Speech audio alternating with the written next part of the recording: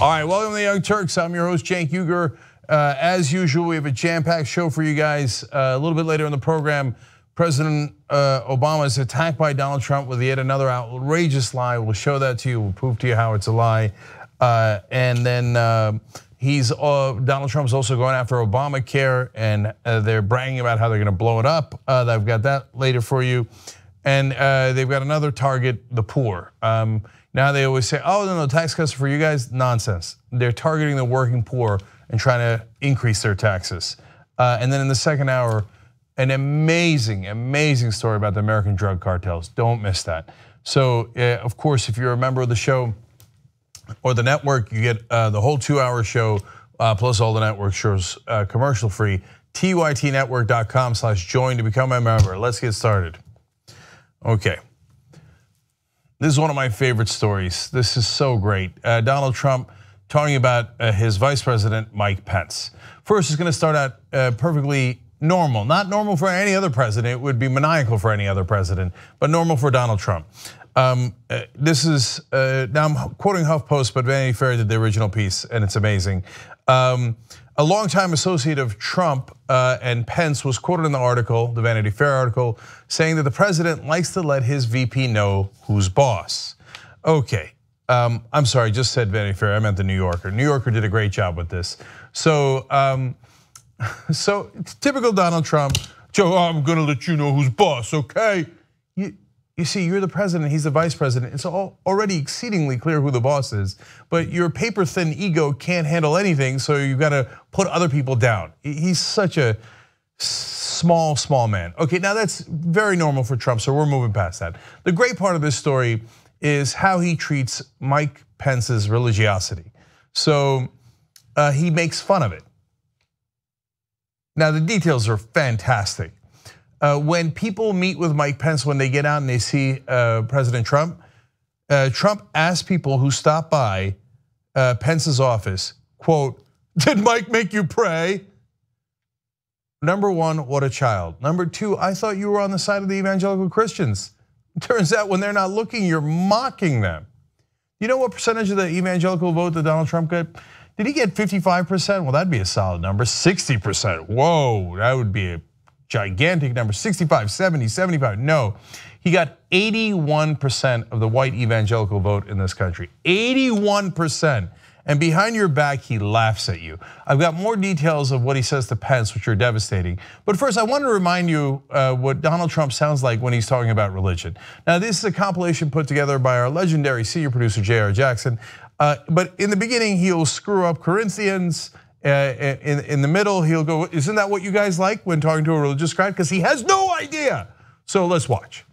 We are praying for you, and we are here for you. And I'm a believer, big league, in God, in the Bible. Melania and I are praying for every American. We all pledge allegiance to very, very beautifully, one nation under God. I hear this is a major theme right here, but 2 Corinthians, right? 2 Corinthians 3:17, that's the whole ball game. And we pray for the day when evil is banished. Where the Spirit of the Lord, right? Where the Spirit of the Lord is, there is liberty. And here there is Liberty College, but Liberty University, but Scripture teaches us the Lord is close. Is that the one? Is that the one you like? I think that's the one you like because I loved it. God bless America. Is that the one you like? This is the guy pretending to be almighty and righteous, etc. 2 Corinthians, 2 Corinthians. Isn't that the one you guys like? He wouldn't know a church if it hit him upside the head. Okay, so now to prove his point. Now, is there an issue more important to evangelical Christians than Roe versus Wade? So when talking about Roe versus Wade, apparently Trump finds out that if it is overturned, the states would then have the choice of making it legal or illegal, and a lot of the blue states would make it legal anyway. So he turns to Mike Pence and says, you see, you wasted all this time and energy on it, and it's not gonna end abortion anyway. Oh, that's devastating. So let's review how the different ways that that's devastating. Number one, he had no idea what Roe versus Wade did. Yeah, of course, if they get rid of Roe versus Wade, then it would go to the states. Again, if you're a plumber and you don't know that, that's fine. If you're the president and you ran a whole campaign, oh man, I'm evangelical, so I'm gonna look out for you, Roe versus Wade is so bad. No, Roe versus Wade said that it was a constitutional issue and the states could not make laws around abortion because there was a constitutional right to privacy. So now, but Trump doesn't know that at all. And he's like, oh, did you guys know that? It turns out it would go back to the states and they would get to decide. And then he mocks Pence, like, you wasted all your time on it. Idiot religious person, moron. We're gonna keep abortion anyway. Wait, which side were you on, Donald Trump? He has no ideology. He has no principles. Evangelicals, you think he cares about what you believe? He has no idea what you believe, doesn't care. All he cares about is the real almighty in his mind, which is Donald J. Trump. One last one, when talking about gay rights, now a lot of God-fearing evangelical Christians who I completely and utterly disagree with in this country think, well, look, man, if you don't let us have different rules for gay Americans, you're discriminating against me, right? So I have to serve anyone who comes into my store, if they're black or white. This is a well-established principle. I don't want to serve some gays. I don't want to make it my cake. I don't want to do anything with them. And there's other different ways. I don't want to give them a marriage license. I want to be able to discriminate. And so you think Donald Trump's on your side on that, right? No. Privately, when talking about gay rights, he pointed to Pence and said, don't ask that guy. He wants to hang them all. So his perception of evangelical Christians, and as represented by his own vice president, is you guys hate gays and you want to hang them all. So look, this is the guy you voted for. I didn't vote for him, and I don't agree with any of those positions. I think that abortion should be illegal. I think that gay rights should be legal, but apparently, so I'm thrilled with Donald Trump's apparently secret views on this. Although he might pander to you anyway, and it might not affect it. I mean, it's not like I'm gonna rest easy thinking, oh, don't worry, Donald Trump will do the right thing. But if you're an evangelical Christian, are you resting easy? Behind your back, he mocks you. He thinks you're a joke. He thinks you want to hang all gay people, and he's amused to find out that even if you got rid of Roe versus Wade, you wouldn't end abortion anyway. He thinks that's funny. If you think that's funny, great. All right, then that means the evangelical Christians also never meant any of it. It had nothing.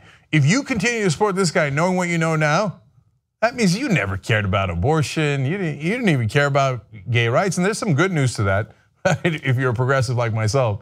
But apparently, all you cared about was who do you hate? If you hate the same guy as me, I'm on board. The things we were talking about, we're just kidding, man. Abortion, who cares? Who gives a damn? I'm with Trump, man. Pence, idiot, thought you'd stop abortion. Who cares? Who do you hate, Donald Trump? I hate the same guy. Let's vote together. Okay, so that's what it was about, apparently. Okay, now let's go to other scandals and investigations. Okay, we're about to do a great story on Larry Flynt. But we made that graphic anyway. That's Larry Flynt in there.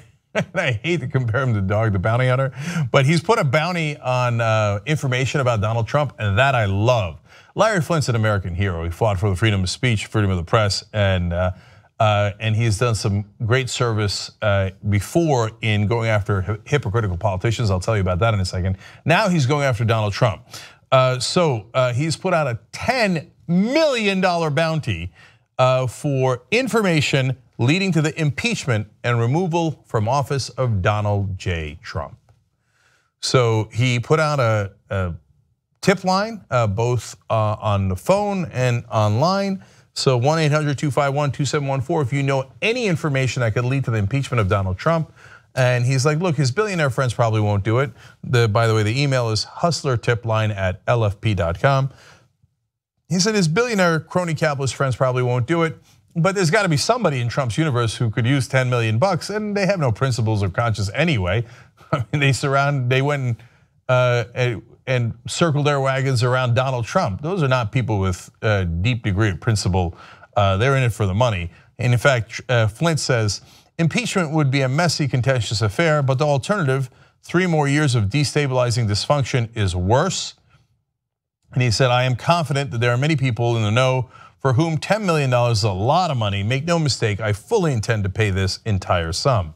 And he's not kidding, and he's a man of his word. So if you're one of those moralists, you say, oh, Hustler magazine, that has dirty pictures of people doing really fun things. Well, okay, then go away, piss off, and enjoy your moralism and judgment of other people in a corner. But Larry Flint isn't having any of that. He's actually putting his money where his mouth is, saying this guy's a danger to the world, and I'm going to do my best to get him out. He has done this before, and it has worked before. So first, he offered $1 million bounty to about Mitt Romney's unreleased tax returns at the time, or any details of his offshore assets, bank accounts, and business partnerships. Now, as it turned out, Romney wound up releasing his tax returns, unlike Donald Trump. I don't know if it was partly influenced by the pressure that Larry Flint put on, but there was another instance, famously, where Larry Flint absolutely delivered. He put out a $1 million bounty back in the late 1990s, saying, have you had a sexual encounter with a current member of the United States Congress or a high-ranking government official? He did that because he was disgusted with the hypocrisy of the Republicans who were going after Bill Clinton at the time for impeachment based on sex charges. And he said, look, he lied about sex. Everybody lies about sex, especially if they're married. And you could agree or disagree with him, but he said, these moral hypocrites that are prosecuting him and pretending to be for family values, he said, I can't wait to bust them. And he did. Newt Gingrich, who, by the way, was also having an affair at the same time as he was trying to prosecute Bill Clinton, was stepping down. So then the next Speaker of the House was going to be Bob Livingston, Republican from Louisiana. And Larry Flint got him. He got information about his affairs, and he was going to publish it. Bob Livingston preempted it by immediately resigning. So Bob Livingston and Newt Gingrich were giant hypocrites. Livingston at least had the decency to go crawl into a cave and not bother us anymore. His wife eventually begged Larry Flint not to put out the actual information, and he did not put out the CD details because he's a decent guy. The whole point was to show you their hypocrisy, and it was mission accomplished, and he did pay the amount. So when he says he's going to pay you $10 million, history, if history is any guide, he will, but it has to be real information, and it has to lead to Donald Trump's impeachment. And I hope to God he's successful, because as I've said 1,000 times on the show, Donald Trump is a danger to the republic, to the Constitution, to the country, and to the world. Whether it's the 25th Amendment, impeachment, or charges based on his dealings with Russia, I'm happy to get him out of office immediately. Larry Flint, ironically, once again, doing God's work. Okay, now, speaking of investigations, let's go to our own.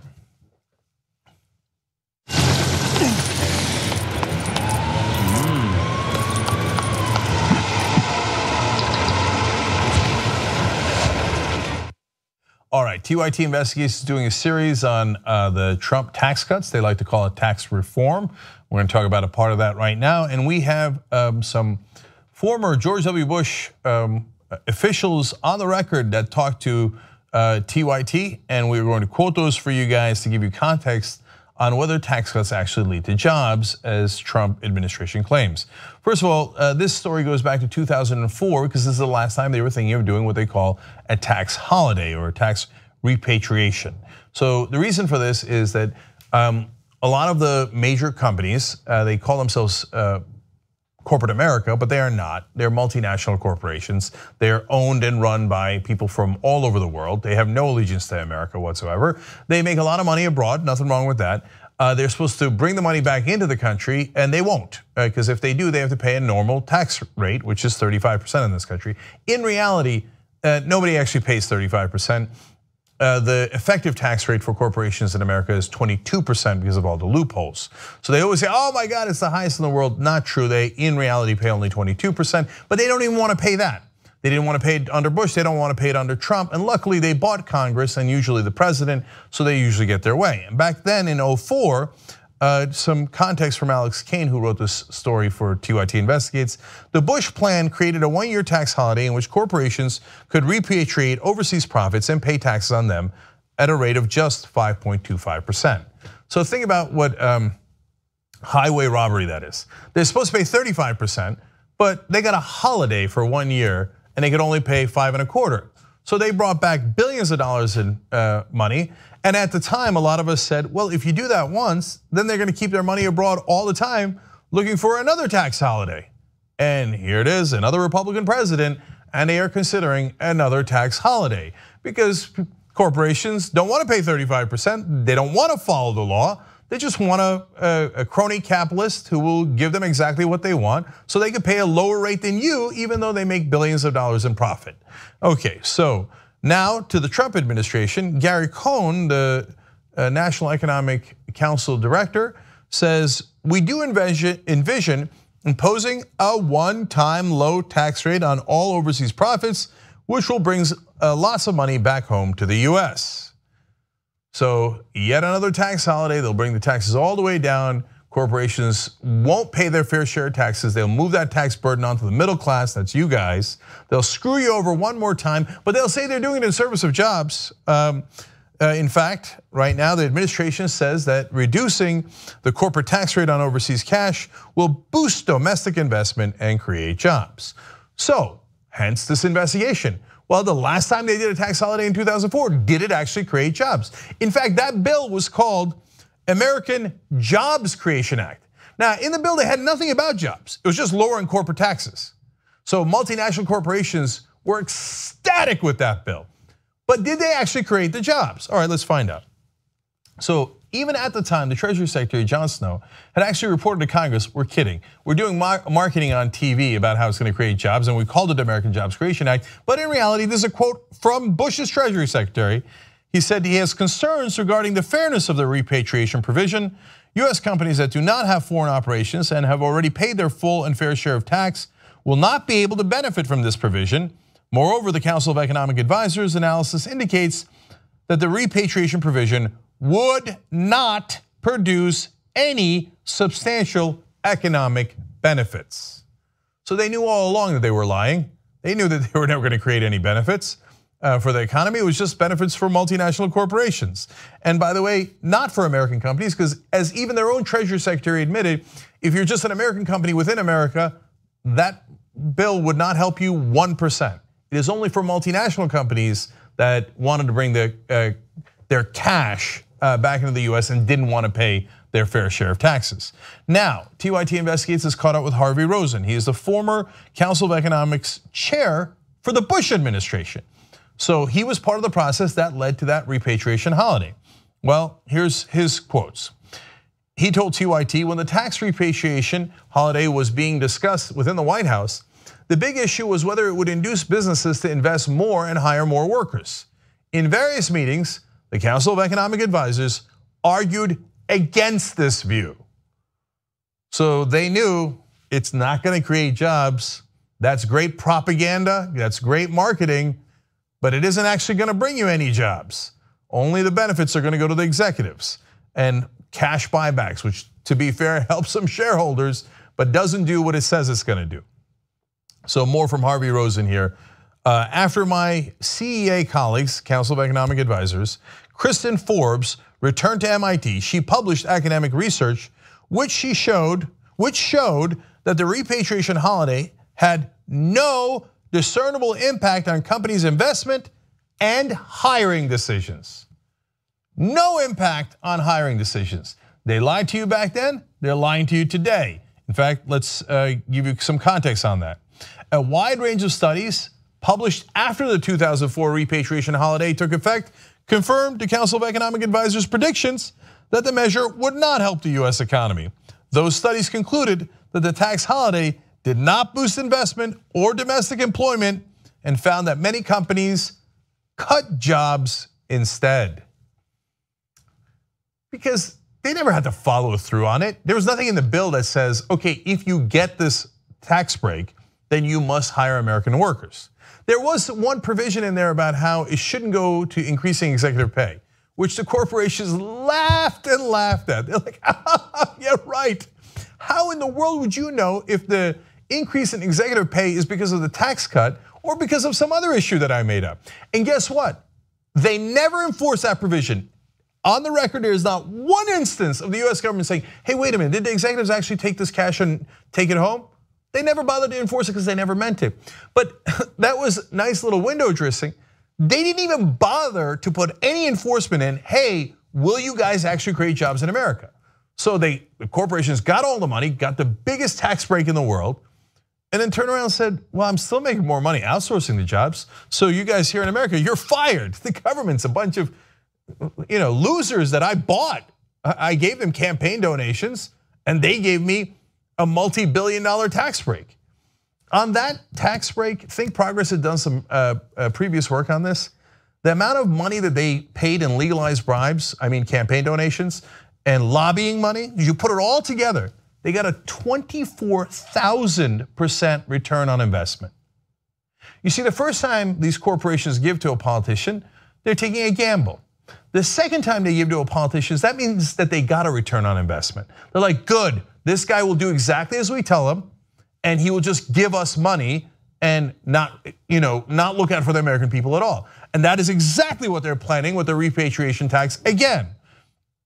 Now, even Bill Clinton has said several times, and Bush has never corrected him on this and never said that Clinton is wrong. Bill Clinton has said on many occasions, and I'll give you one quote here. He said, Bush got so mad that he signed the repatriation bill, and he said none of it was reinvested. Now, it's maybe damning with faint praise, but a little bit of credit to George W. Bush. He really was not very bright, and there would be times where he would say, wait, aren't we creating giant deficits? And Cheney would say to him, don't worry, deficits don't matter. And he's like, oh, okay, I thought we were saying all along deficits do matter. He was a really stupid guy, and he was manipulated by Cheney and the other guys. So they told him, hey, boss, don't worry, man, lower the corporation's tax bill to 5.25%, and they'll bring jobs. And he's like, oh, okay, I guess they're gonna bring jobs, okay.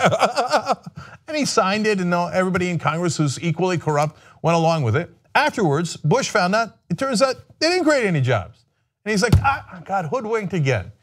But they put Bush into place because he was a blank slate. He had no ideology, he had no ideas. All he knew was you deliver for the guys who put you in office, and that's what he did. And later he's like, oh man, we didn't get any jobs. Well, golly gee, I couldn't have seen that coming, right? But if you couldn't have seen it coming in 2004, you can clearly see it coming now. They're going to give another giant billions of dollars of tax cuts to not American companies, multinational companies, and they will have no provision in there to actually create jobs in America. It'll be one giant lie that was proven to be a lie back in 2004. Everybody confirms is a lie today, and they will pretend that they're doing it on your behalf. No such thing. They're doing it on behalf of their donors. This system is absolutely sick. So the next time you see somebody on TV talking about how this is going to create jobs, it's nothing but absolute lies. It's proven to be as such, and it's a trick, and don't fall for it. By the way, wolf-pack.com, man. You gotta get money out of politics. If you don't, they're gonna do this to us all day long. And you're not gonna get the rest of the media to help you. When's the last time CNN or any of the cable news outlets were like, hey, we always say tax cuts create jobs, and the Republicans say that, and we take it at face value, but do they actually? Should we do an investigation? They don't have investigations at cable news outlets because they don't want to find out. It wasn't that hard to find out. That's how we got former Bush guys on the record saying, yeah, of course it didn't create jobs. Look, thank you for being part of TYT and the audience funded TYT Investigates so that we can actually investigate and bring you the truth. And the reality is there ain't no jobs coming from this. It's just more legalized bribes that have a wonderful result for the people who bribe the politicians like Donald Trump. It rebuilds the swamp. It is the definition of crony capitalism. Get the money out right now. Otherwise, we're going to be living with this forever. Young Turks.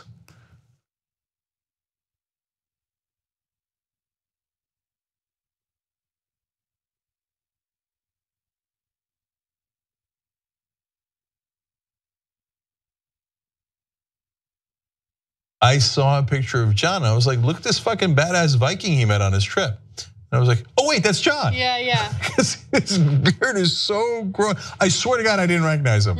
I thought it was like a dude from up there, like a Viking-looking dude from up there. Yeah. And I was like, hey, we've got our own Viking. Look at Johnny Pie.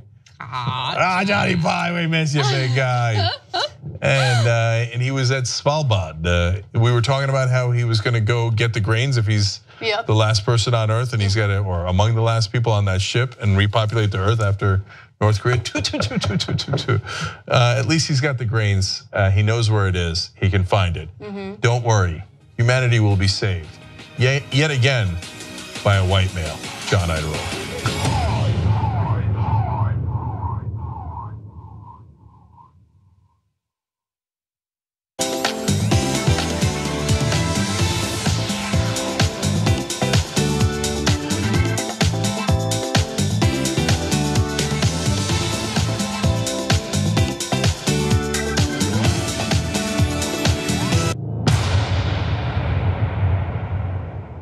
Robbie Canal, he calls his work urban beautification.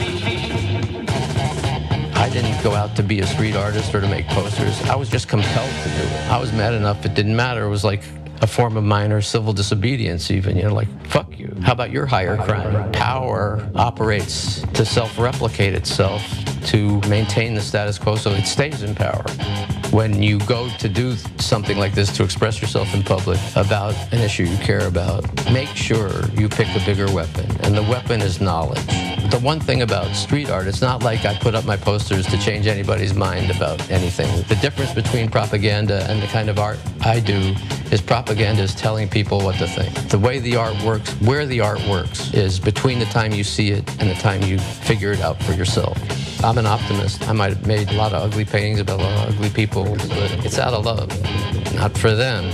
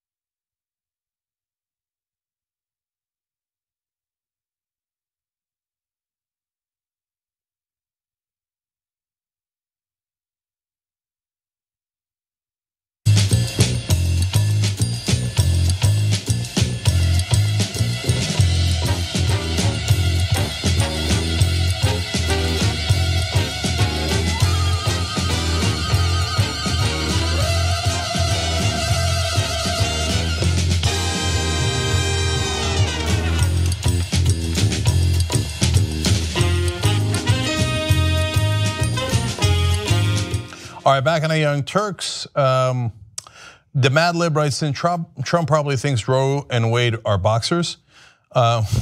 Rita Ann says tax cuts creating jobs is the big lie of the Republican Party, and it has been for a long, long time. That's exactly right, Rita Ann. And Vance says, I still feel that Trump is too incompetent to get anything done. It's safer to keep him in the seat rather than give it to Pence. I totally and utterly disagree. I agree that completely that he's too incompetent to get things done, and Pence might get some things done legislatively, but we got to get him out because he's a danger to the world. Pence is not going to accidentally start World War III because his ego was hurt. If you think Trump won't do that, you don't know him at all. He will.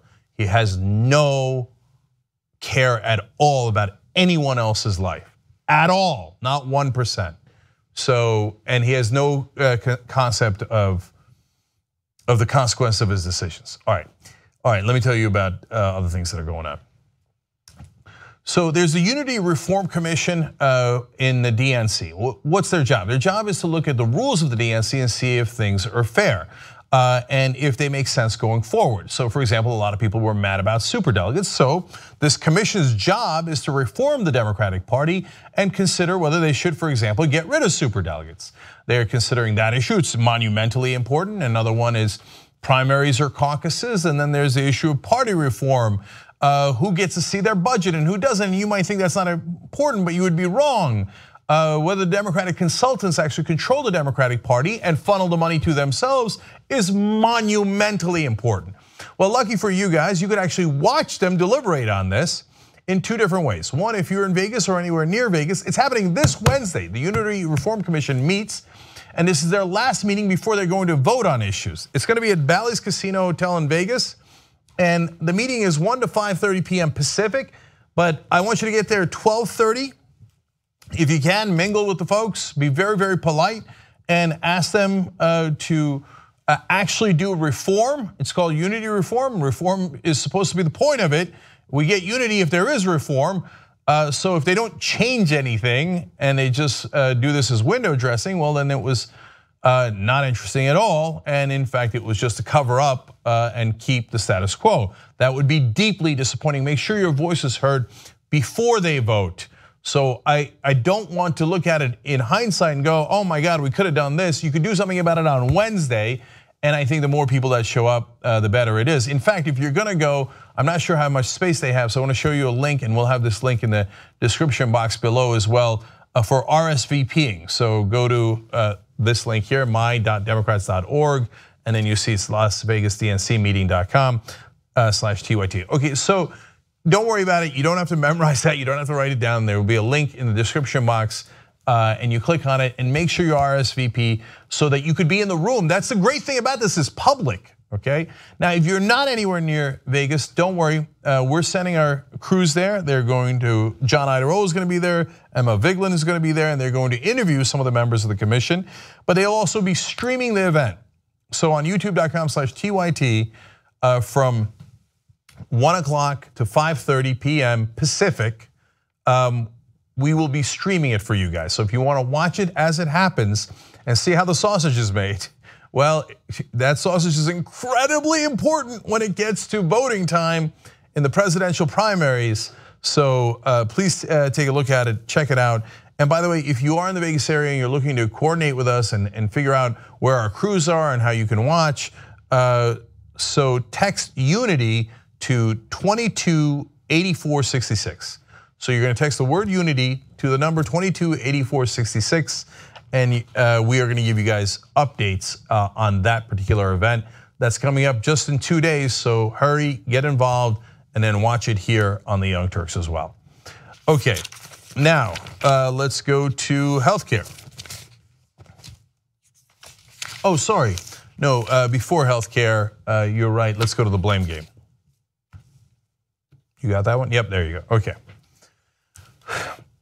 So there's plenty of blame to go around in Washington, and Donald Trump's good at blaming other people, but they tried to do a rare moment of unity between Donald Trump and the Republican senators. So Mitch McConnell was in the Rose Garden, they had this lovely moment, watch it, and then I'm gonna show you what Trump said afterwards, which you will find to be amusing and bemusing, which is normal for Donald Trump. All right, first, their show of unity.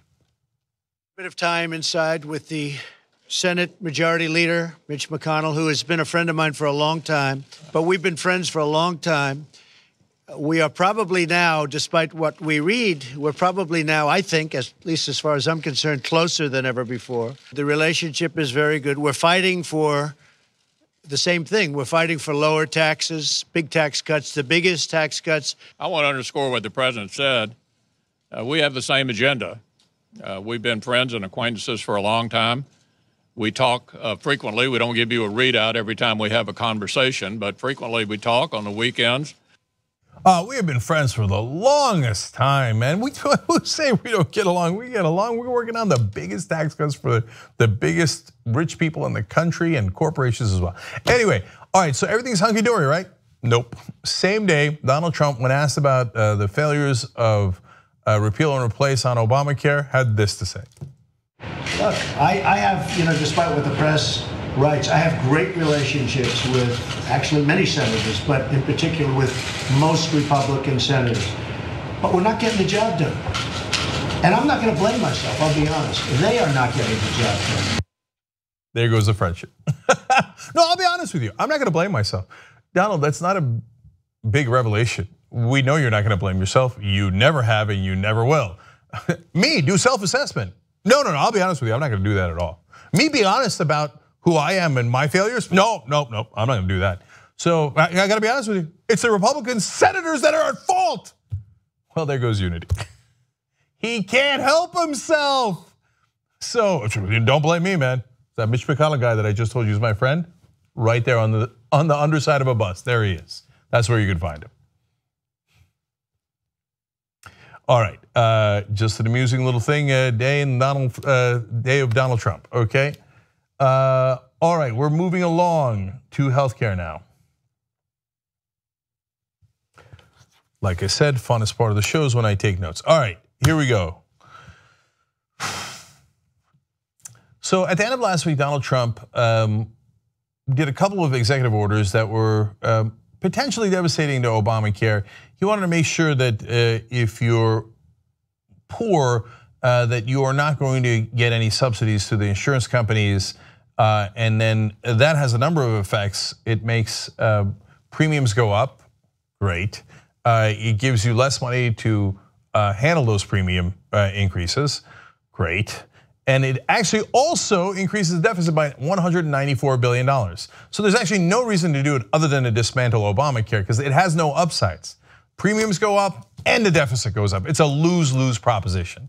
And Trump pretty much admitted that that's why he's doing it. He said about his executive orders attacking the Affordable Care Act, he said it's a step by step, and that was a very big step yesterday. And one by one, it's going to come down. And we're going to have great health care in our country. And he didn't mean the prices are going to come down, they're going up. He means he's going to bring Obamacare down by hook or by crook. And Eric Schneiderman is the Attorney General for the state of New York. 18 different states have now sued the Trump administration because of what they're doing to destroy the Affordable Care Act, which means that the citizens of those states will now suffer. Already one of the executive orders is scheduled to cost 1 million people their insurance, let alone the increases in premiums. And Schneiderman said, quote, this is an effort to simply blow up the system. And then Steve Bannon goes to the so-called voter values summit, where apparently their values are to make sure people don't have insurance so they could die while pretending to be pro-life. And he pretty much admits that Schneiderman is right. In fact, almost used the same language to rub it in. Here's what he said. Then you had Obamacare, not going to make the CSR payments, going to blow that thing up, going to blow those exchanges up, right? Yeah, blow those exchanges up so people can't get health care. What are you going to replace it with? We don't even have a plan. We're not going to replace it with anything. You're just not going to have insurance, and if you do, it's going to be really expensive. The states are suing us because they think we're blowing it up? Goddamn right we're blowing it up. Well, then people won't have health care. Who cares? I told you we'd destroy Obamacare. I told you we'd destroy everything in Obama's legacy. Steve Bannon, former chief strategist for the Trump White House, bragging about it. Trump himself basically bragging about it, which leads us to more of Donald Trump, unfortunately. Here he is at a cabinet meeting talking about this. If I didn't cut the CSRs, they wouldn't be meeting. They'd be having lunch and enjoying themselves, all right? They're right now having emergency meetings to get a short-term fix of health care, where premiums don't have to double and triple every year like they've been doing under Obamacare. Because Obamacare is finished. It's dead. It's gone. It's no longer, you shouldn't even mention, it's gone. There is no such thing as Obamacare anymore. Of course, there is such a thing as Obamacare. It's the Affordable Care Act. It is not gone. It has not been repealed. He did chip away at it in, I think, important ways. But Larry Levitt, one of the preeminent health experts in the country, wrote, "I'm not sure what to call it anymore, but open enrollment starts in 2 weeks with premium subsidies and cost sharing reductions intact." So in other words, no, of course Obamacare is not dead. And you can tell when Trump's being defensive when he does this. Those senators are having meetings right now because I went to destroy the system and now they're trying to rebuild it. Oh, well, that's good for you, Donnie. You must be so proud. What is your alternative? I don't have one. Who cares? All I do is destroy things. All right, one more from Trump here. This is an Obamacare mess. When the premiums go up, that has nothing to do with anything other than the fact that we had poor health care, delivered poorly, written poorly, approved by the Democrats. It was called Obamacare. No. Look, Obamacare has some issues. I think it's way overcomplicated. Medicare polls at 77%, just let us in. Medicare works, just lower premiums. But did Obamacare lead to these particular premium increases? The ones that are in the news today? No, that was Donald Trump's actions. So if you said, hey, listen, the Obamacare premiums are too high in the year 2013, very fair point. If you're saying that the increases that are happening now are because of Obama, not remotely true, okay? So original projections indicated an increase of 7.6% in people's premiums. That's according to the state of Pennsylvania. And Jessica Altman, their acting insurance commissioner, says, "It is with great regret that I must announce approved rates that are substantially higher than what companies initially requested." So how much higher? Well, because of President Trump's deliberate disruption of the individual market by discontinuing cost-sharing reduction payments to insurers and Congress's inaction to appropriate these funds, rates will increase by an average of 30.6% in the individual market. Pennsylvania made the mistake of voting for Donald Trump. He just increased your premiums by 30%. And says, yes, so what? What's your alternative? I don't have one. I'm blowing it up. Pennsylvania, you must be so proud. Well done.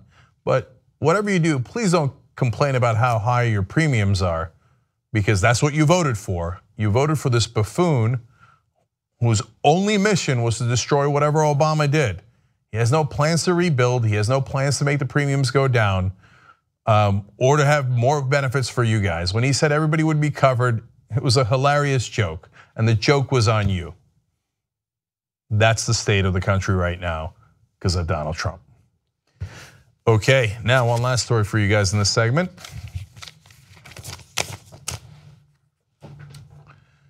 Colin Kaepernick is the guy who started the protest in the NFL by taking a knee to protest systemic abuse by the police in this country and racial injustice. He is right, not only anecdotally, based on all the stories that we've covered here on the Young Turks, but based on statistics. African Americans are disproportionately targeted by police. That's not to say that all police are bad people. It's to say that we should all work together to fix the system, which is what he was trying to draw attention to. Now, as you all know, that protest wound up spreading. Donald Trump attacked because he doesn't have a problem with systemic abuse. He actually encourages it. He says, remember when we used to take them out on stretchers and the cops are being too nice to people and they should bang their heads against the car doors as they're bringing them in and all those things. And because of all the pressure, the NFL owners, which are largely incredibly greedy and can't relate to the average African American in this country at all, let alone any of their players. Even though for a while there, they pretended to take a knee and be in solidarity with them.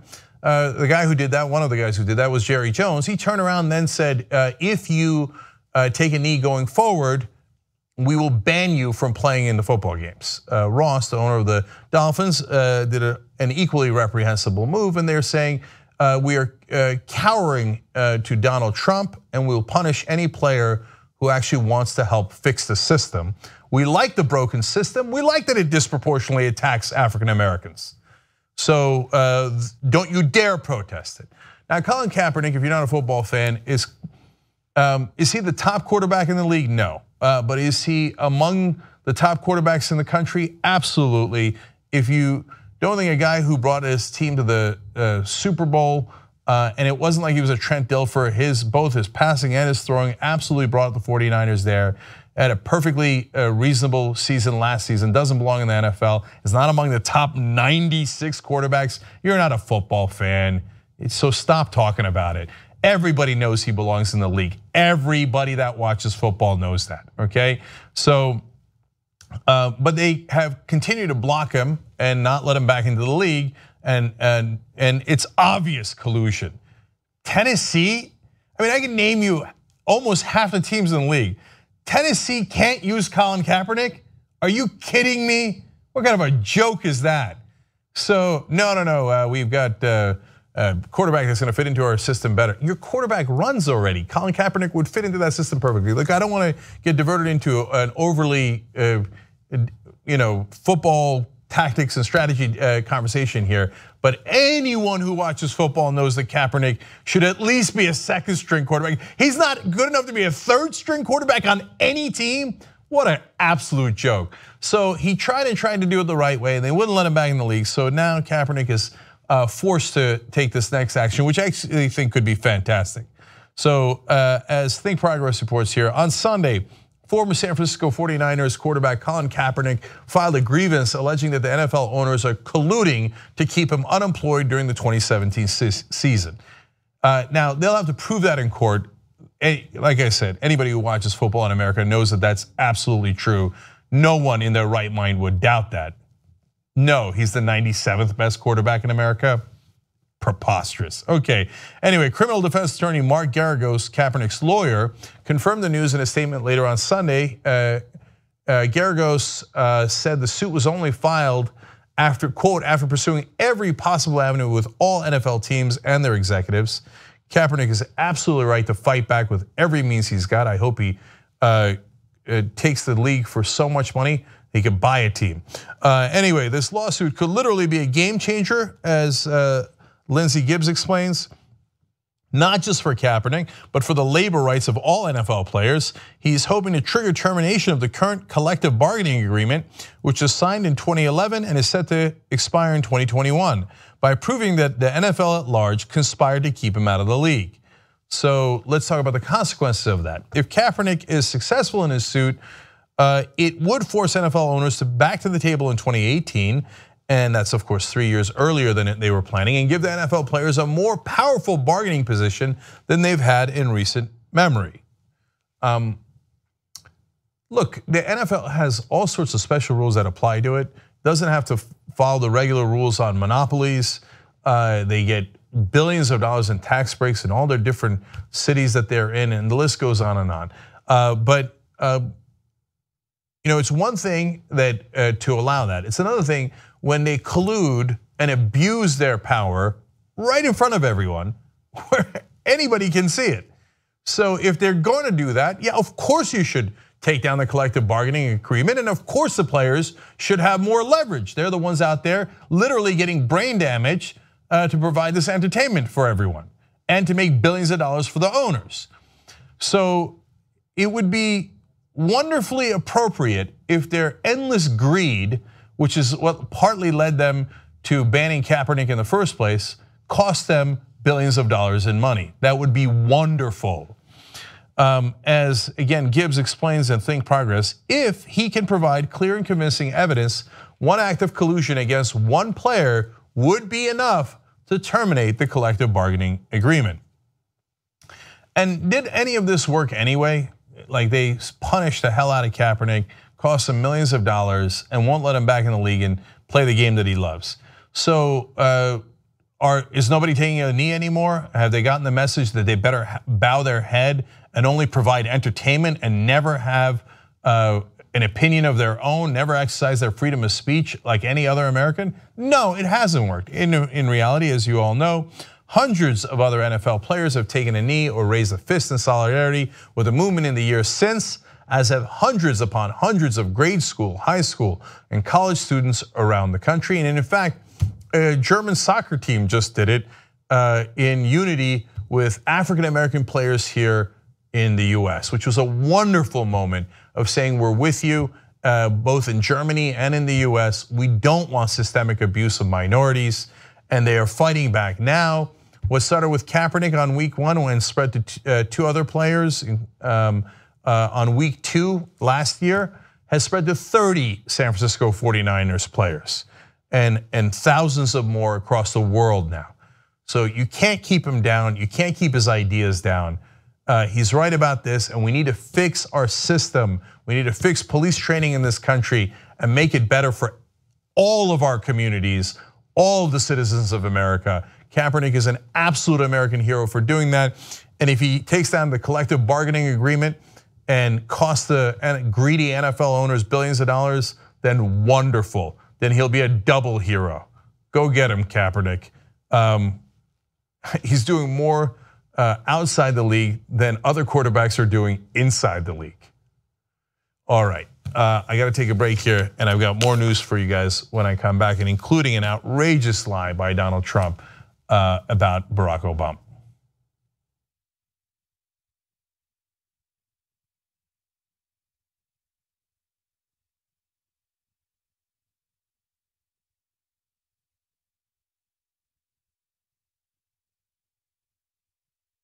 All right, post game here in Studio B. It's the green screen magic of internet television. A lot of condom breaking stories. Any conversation that starts with marriage is an interesting thing deserves a little bit of. When the kid cries, perhaps that's that is an opportunity to do some. It's an opportunity to do some parenting. Yeah, parenting is you cry, you're gone. Oh my God! I love that video. Yeah, Ben, I got a great achoo. You're like, my mouth was open. She sneezed in my eye. I used to have Donut Tower next to my desk. Yeah, I'll dress up like a girl. I sound confident now, Anna. Yeah. When we're off the air, I'm gonna be like, how is this gonna work? When you get literally asked why 21 straight times. Yeah. And like at some point you're like, you're fucking with me now, right? So I dumped the kids off at her mom's, and I drove down to La Jolla for a day. Get out, kids. They're like, but Daddy, no. Why? What do you mean why? You asked me to look at you. You did it. You brought it up. You know you're doing it. What do you mean why? I don't know why. I was reading. She's lovely. Here's what's different. Like, it is a different feeling. Everybody says this, but it's 5:11 when we're shooting this. I can't wait to go home. Like that, I can't wait to see her. What you guys do is allow us to be open and honest, and we don't have to worry about censorship, and we don't have to worry about sponsors telling us what we can and can't say. We're accountable by our audience and our audience only, and I absolutely love that. That's the best part about being a member. We love you guys.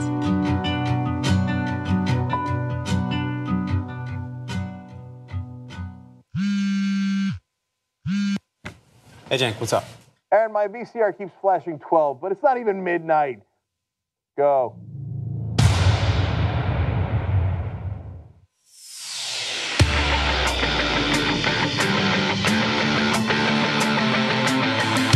They'd rather lose to Republicans than have a progressive win with them. That's how dumb the corporate Democrats are. It's the Democrats who lull you to sleep, and at the end of the day, they're the ones who push the right-wing agenda. Most of the people are either unemployed, underemployed, or fucked. This is why you lost to Trump, you fucking moron. What the fuck is wrong with you? Whoever wrote that, I'm sure they were typing with one hand and going like this with you. The Democrats are dead. The way you feel right now, that's how a chump feels.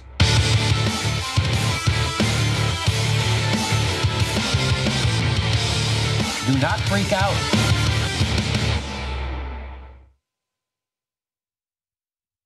I've been honest with him. Like, yeah, I was upset with you and I shouldn't have done it. But instead I was like, I'm just trying to protect my engagement ring.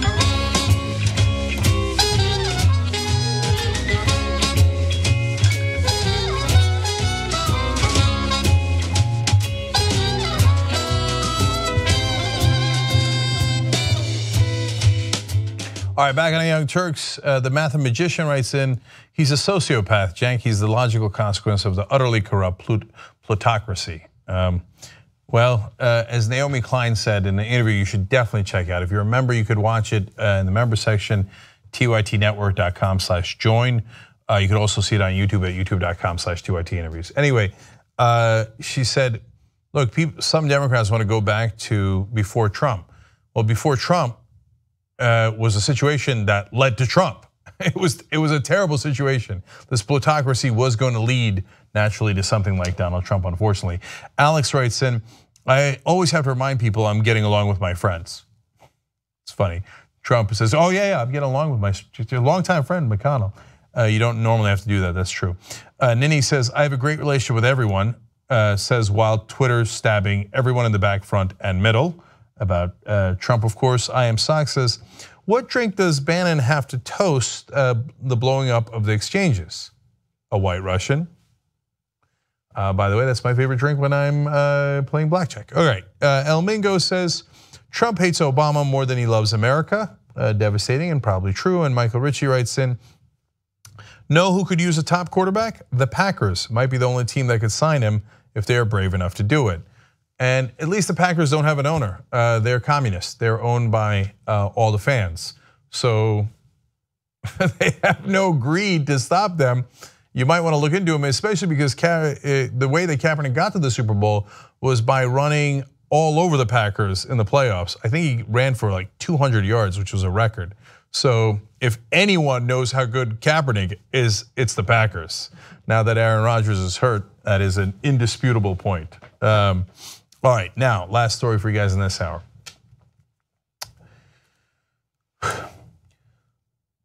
Recently, ISIS did a raid on some of our Green Berets in the country of Niger in Africa. And it turned out disastrously, unfortunately for our guys. 4 US soldiers were killed. Donald Trump, in a press conference today, was asked about that. Let's show you his answer. Why haven't we heard anything from you so far about the soldiers that were killed in Niger, and what do you have to say about that? I've written them personal letters. They've been sent or they're going out tonight, but they were written during the weekend. I will, at some point during the period of time, call the parents and the families, because I have done that traditionally. I have written them or I'm about to write them. They might go out tonight. In other words, you didn't write them. They might go out tonight. So did you write them or did you not write them? Because if you already wrote them, then why wouldn't they be definitely going out tonight or have gone out earlier? Now you might say, well, look, Cenk, it just happened. It didn't. It happened on October 7th. He's had plenty of time to write those letters or make those calls. He just didn't because he's lazy and he doesn't care. By the way, if you're wondering what in the world actually happened there, because it's gotten such little press coverage, well, CNN did a good job of covering it here in this particular case, so give them credit for that. And they explain here, the CNN has talked to a half a dozen US officials who described details of the chaos and confusion, which led to the troops being left on the ground for nearly an hour before help could get to the remote area of southwestern Niger where they were operating. Wait, that sounds a lot like Benghazi, where there was confusion on the ground, it took too long to get there, and 4 Americans died. Man, that is as close to a fact pattern on Benghazi as you could possibly imagine. Almost no word from the media, but again, credit to CNN there for doing that story and the question being asked today in the press conference. But very little coverage since October 7th, and Trump has said not one word about it, and apparently has not reached out to the families either. The Democrats, in their usual silence, haven't said a word. Now, if that had happened under Obama, there would have already been 12 investigations launched by the Republicans. So I just want to show you the soldiers we lost there. 4 US soldiers killed. By the way, 2 others wounded. It was a gigantic firefight, and we didn't get Sergeant LaDavid Johnson's body for another 48 hours afterwards, and no one can explain why it took so long. So that was a tragedy within a tragedy. So now, Trump is going to go on to explain, no, it's okay, others were worse than me. What does that have to do with anything? And of course, it's not true. Anyway, let's show you first. Traditional way, if you look at President Obama and other presidents, most of them didn't make calls. A lot of them didn't make calls. I like to call when it's appropriate, when I think I'm able to do it. They have made the ultimate sacrifice. So generally, I would say that I like to call. I'm going to be calling them. I want a little time to pass. I'm going to be calling them. I have, as you know, since I've been president, I have.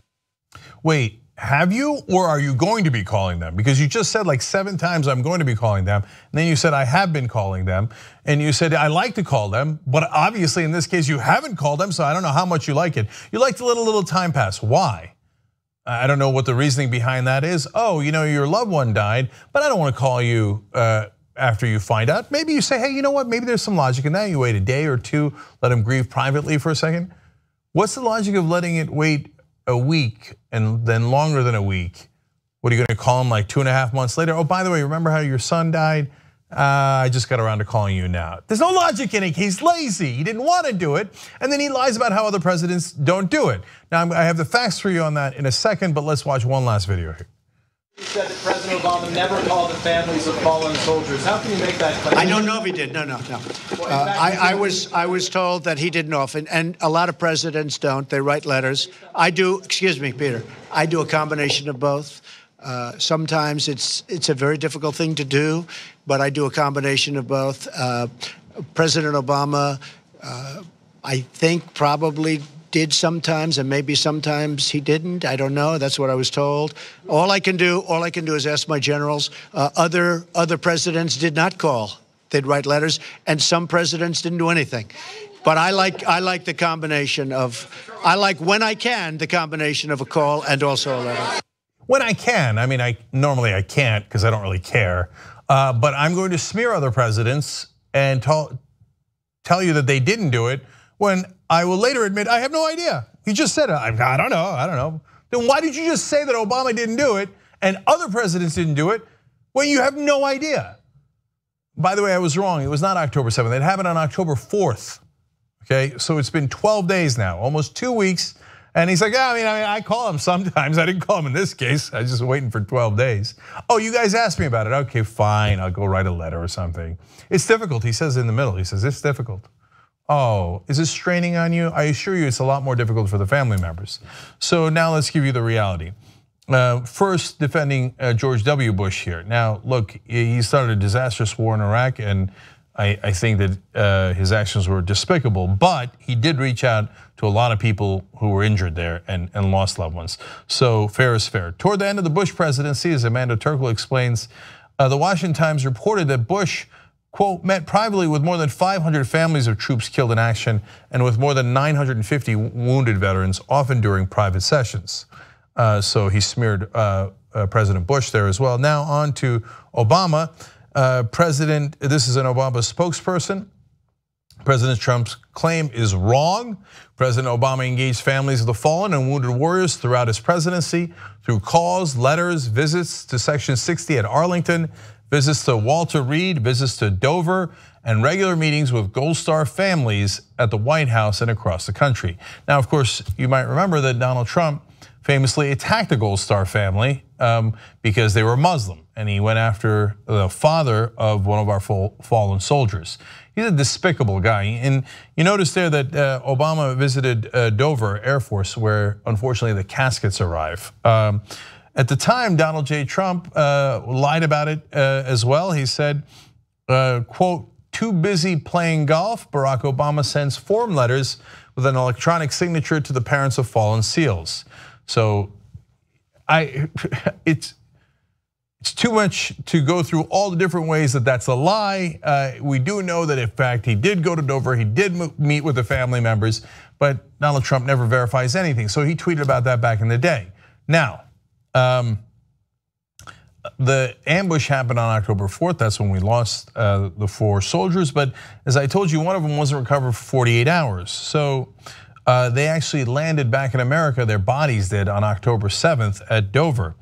So let's go to Amanda Turkle at HuffPost again to tell you what Trump was doing that day.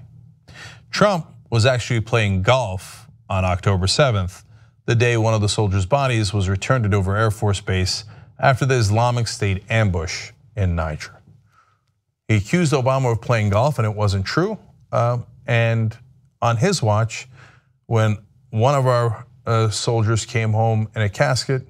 Donald Trump was playing golf. He never talked about it.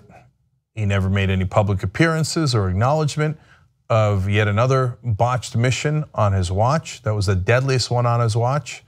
And he obviously didn't write them letters or call them, and made excuses and blamed former presidents instead. Donald Trump in a nutshell for you. All right, I've got to take a break. When we come back, Anna has a devastating story about how the drug industry in this country buys off our politicians and the results of that. It's an amazing story. We'll share it with you when we come back.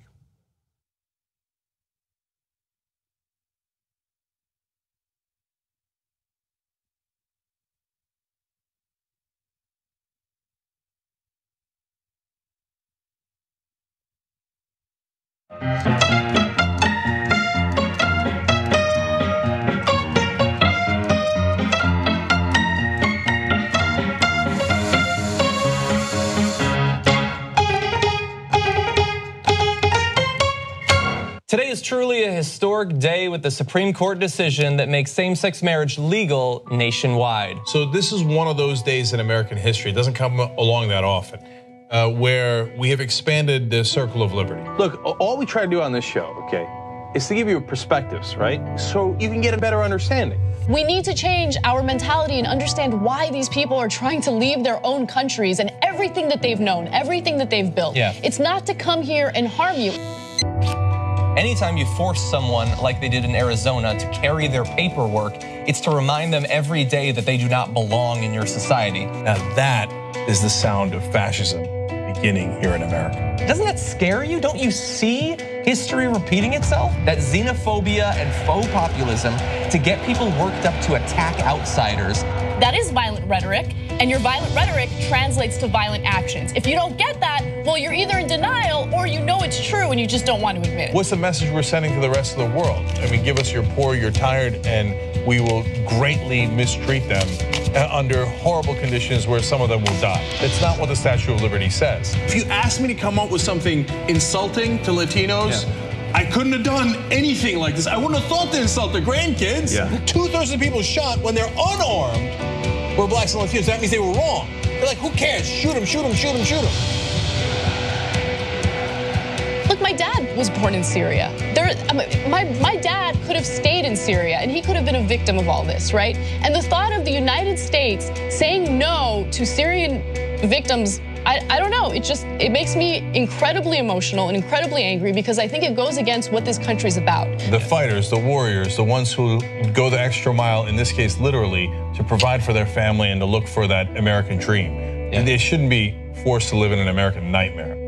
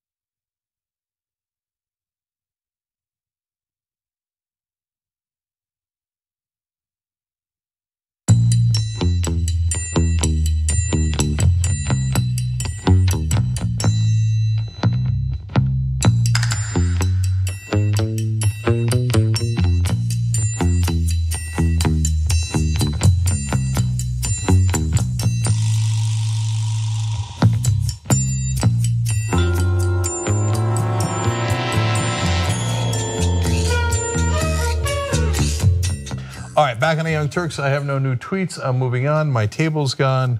Okay, it's going over here. Casper's here. Everybody's going to Vegas on Wednesday. They're going to see John Iadarola. They're going to see Emma Vigeland. They're going to see legendary cameraman Ty Bayless, who was arrested in St. Louis with Jordan. He's out. He's going to Vegas. You guys are going to watch the DNC Unity Reform Commission and see if they actually do any reform. And if you're not in Vegas, if you are in Vegas, go at 12:30 to Bally's, where you will get to watch the whole thing. If you're not, youtube.com/TYT. We'll be double streaming tomorrow. So at 4 o'clock Eastern, we will start the Unity Reform Commission stream on youtube.com/TYT. And of course at 6 o'clock we'll be doing the show, and at that point we'll be showing both on our channel. And this means, Edwin, can you please move the monitor if you're watching at home? Okay. All right, Casper, what do you got for us? All right.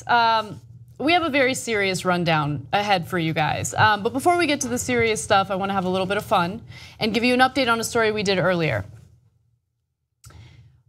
Earlier this year, Lawrence O'Donnell was unfortunately humiliated after someone working for NBC leaked some footage of him losing his patience with some of his producers during a live broadcast. Now, NBC has identified the leaker, and that individual has been fired. So what we know so far is the video of Lawrence O'Donnell was leaked on September 20th. The leaker was identified, confronted, and fired on September 26th. So 6 days later, they found him. It turned out to be a Today Show editor who said he did it because he thought it was funny, and it was. But it wasn't exactly the perfect crime because he did leave a very clear trail. So he was easy to find, easy to fire. It's unfortunate. They didn't identify who the person is, and I'm actually happy they didn't do that because, at least he'll be maybe okay with finding other work. But I want to go to other Lawrence O'Donnell videos because they're hilarious. Okay, I have commentary on this in a second as to whether they should have fired him or not. But first, let's needlessly show you the video again. Okay, no, but there's like a ton of video possibilities here. So let's show you one of the longer ones that kind of touches on all of the different moments where he lost his patience. Go. I don't know why I bother to say how to cut the slots when you don't do it.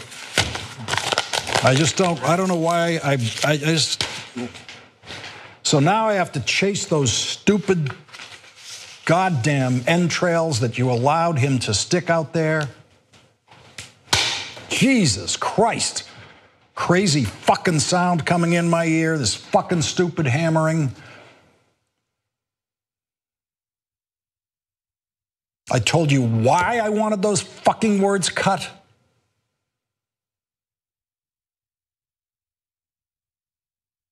It just fucking sucks. It fucking sucks to be out here with this out of control shit. Any fucking thing can come into my ear at any moment. That's what I know. Anybody can get into my fucking ear at any time. Some woman talking about what we're doing after the show. Fucking guests' faces coming up in the middle of a fucking script.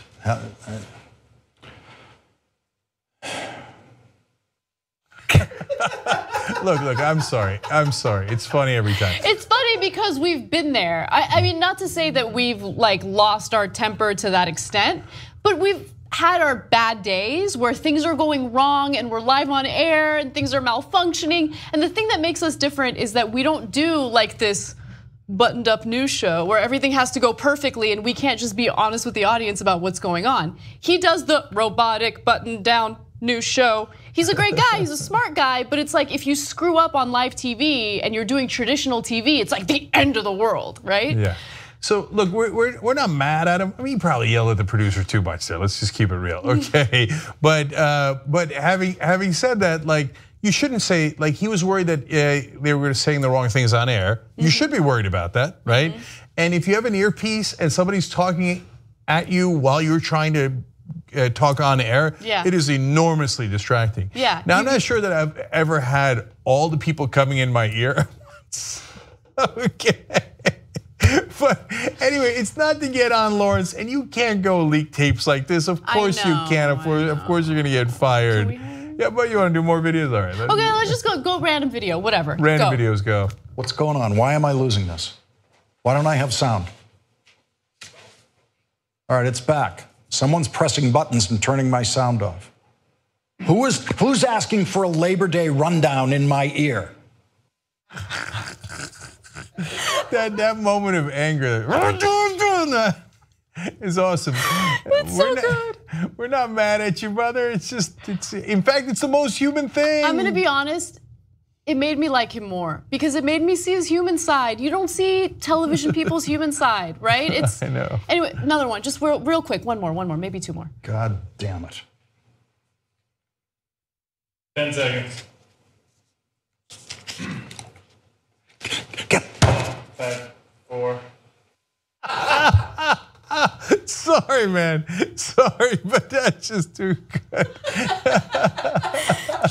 Okay, now look. The guy should he have been fired? You can't leak tapes of the host. Okay, I know. I know, but let him go. Let him go. No, I'm kidding. They did let him go. They literally let him go. And hey, knucklehead, if you take tape from one end of the company and drag it over to your email or whatever, and then edit it on your computers, are they going to catch you? Of course, they're going to catch you. Come on, you got to know better than that. Let's just end with one more. Just one more. And tragedy, and into that tragedy today stepped the President of the United States. 23 seconds. There's insanity in the control room tonight.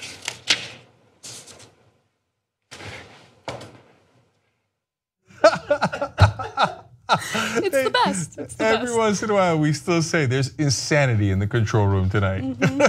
There's insanity in the control room tonight. All right. Anyway, okay, it was a mistake, but it turned out to be an amusing mistake. Absolutely. Okay. All right, now we move on to the serious stuff. The opioid epidemic continues to ravage huge parts of the country, and the question still remains, how is it that the drug industry was able to sell so many of these pills in an unmitigated fashion?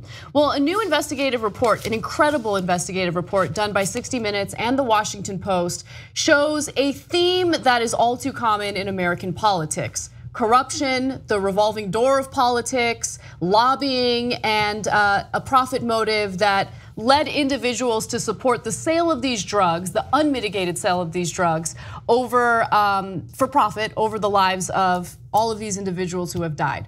Now, this story is crazy because it talks about how lawmakers in Congress unanimously supported legislation that would strip the DEA of its ability to suspend questionable and suspicious narcotic sales. And the way that they did that is they received a ton of money from these pharmaceutical industries and from distributors, so they could strip the DEA of any power that it had to regulate and to enforce laws to prevent the overuse and the overdistribution of opioids. So according to the piece, the industry worked behind the scenes with lobbyists and key members of Congress, pouring more than $1 million into their election campaigns. So what happened? What was the new legislation and what did it do to strip the DEA of its power? The new law makes it virtually impossible for the DEA to freeze suspicious narcotic shipments from the companies. That powerful tool had allowed the agency to immediately prevent drugs from reaching the street. So essentially, in the beginning, if the DEA saw that there were drug distributors, distributing a ton of opioid pills to a specific pharmacy, they would immediately freeze that type of transaction in order to investigate to make sure that there wasn't anything illegal or dangerous going on. Well, Congress passed legislation that changed the burden of proof necessary for the DEA to be able to do that. So think about it as the difference of a preponderance of evidence to beyond a reasonable doubt. There's a difference when it comes to burden of proof there. And they made it so difficult that it was virtually impossible for the DEA to step in and freeze or suspend these drug sales. So just two things there already. Well, one is that the only reason you do that is because you want to make sure that those drugs keep on flowing. Now the drug companies have a profit motive here. They want to sell more drugs. So what do? Well, they do what is logical. They go and buy off American politicians so that they could change the rules to allow them to do that at a greater rate. So the drug companies are the #1 contributors to politicians in America, more than the oil companies, more than the banks, and they are the biggest practitioners of crony capitalism. So this story is amazing, but they also do it in other ways. They've extended their monopoly from 5 years to 12 years on some of these drugs. They don't allow us, the United States government, to negotiate for lower drug prices for Medicare. That is insane. So that $1 million they invest winds up getting great return on investment. But the degree to which our politicians are crooked is unfortunately indescribable, because you know the results of here. It's not like anybody voting on that bill didn't know what was gonna happen. You were gonna have a bigger flow of drugs and it was gonna affect more people, it was gonna lead to more addiction. But they're like, yes, but they didn't pay me, these guys paid me. Private financing of elections leads to politicians working for private interests. In this case, the drug companies. We shouldn't be surprised when they sell us out on their behalf. Exactly, and I want to be clear about something. This was not legislation that Congress unanimously passed several years ago. This was legislation that Congress unanimously passed in April of 2016. 2016, so this was recent, and news of the opioid epidemic was already making headlines. People already knew about what was going on. Lives were already being destroyed because of the over distribution and over prescription of these types of drugs. Now, a judge who is essentially talking about this and is writing about this for a law review journal said the following: at a time when, by all accounts, opioid abuse, addiction, and deaths were increasing markedly, the new law imposed a dramatic diminution of the agency's authority. He also says it is now all but logically impossible for the DEA to suspend a drug company's operations for failing to comply with federal law.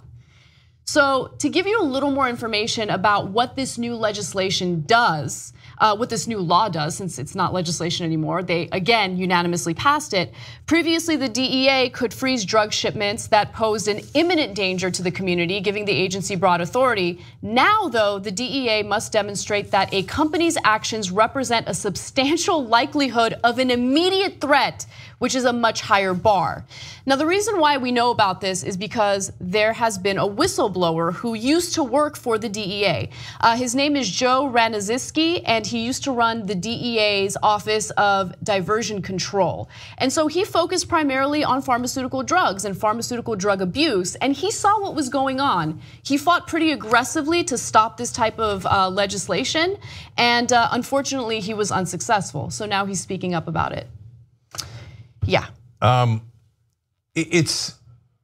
There is no situation where if our representatives actually represented us, they would say, you know what, we just randomly think drug companies should be able to set any price they like, and that we shouldn't be able to negotiate on behalf of Americans. That is not a situation that exists in the world. The only reason you do that is because you're owned by them. And by the way, that happened under Bush, but it also happened under Obama, and this is during the Obama years. And both parties often play along with them. So here they are. Here's a situation where the only reason you would set a higher bar for in this case is to make sure the drugs keep on flowing and the drug companies keep making more money, even though you know the addiction is out of control in the country. Yet both parties go, well, where's my bread buttered? Not by the public. We don't have public financing, we have private financing. These guys give me a lot of money, I'm gonna do what they ask. If it leads you to have a family member who's addicted to drugs, I don't care, I already got my money. So I want to call out a few of the politicians that were behind this legislation, those who sponsored it and those who ended up supporting it pretty aggressively. So in the very beginning was Representative Tom Marino, and I want to go to him.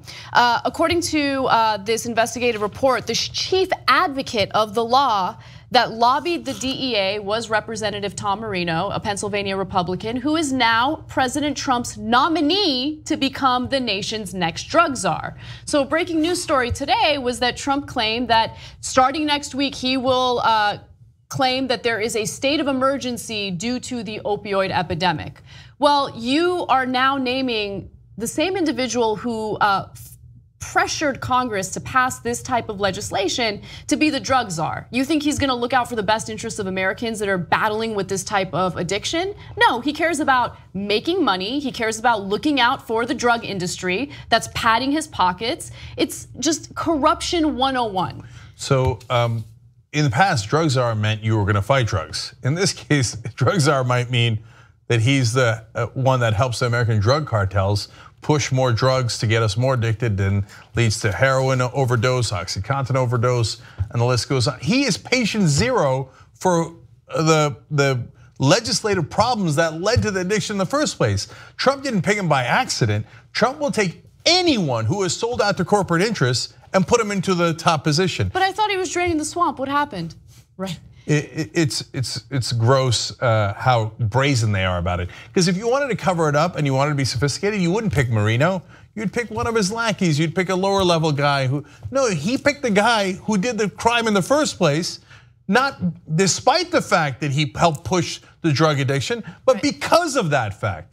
One more thing about Trump and his promises. He said that it's outrageous that under Obama we don't negotiate drug prices.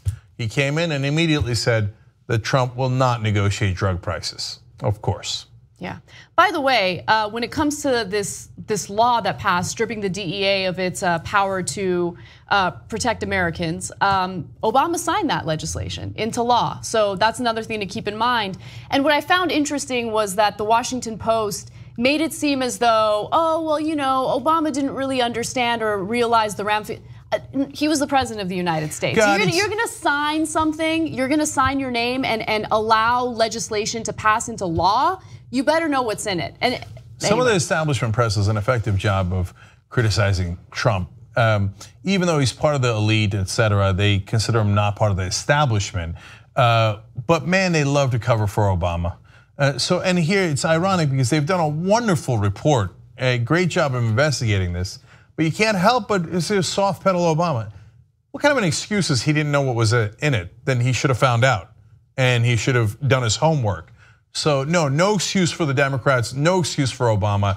They always make it seem like, oh shucks, Obama didn't. And no, Obama also got private financing. Obama got his entire cabinet handed to him by a Citigroup executive back in 2008. He took every person on the list but one. His entire cabinet was handed to him by Citigroup because his number one set of donors back in 2008 were the banks.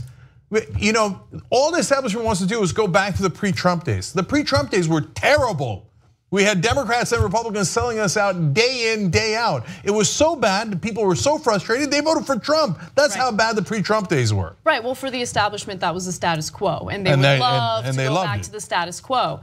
Now, let's talk about homegirl Marsha Blackburn, because I really want to call her out. Now, when it comes to lobbying, there were specific people who received a lot of money from the drug industry. So political action committees representing the industry contributed at least $1.5 million to 23 lawmakers who sponsored or co-sponsored 4 versions of the bill, including nearly $100,000 to Representative Marino and $177,000 to Hatch. Now, when it comes to Marsha Blackburn, who is a representative in Tennessee, she received $150,000. And you may know she is now running to fill Bob Corker's Senate seat in Tennessee.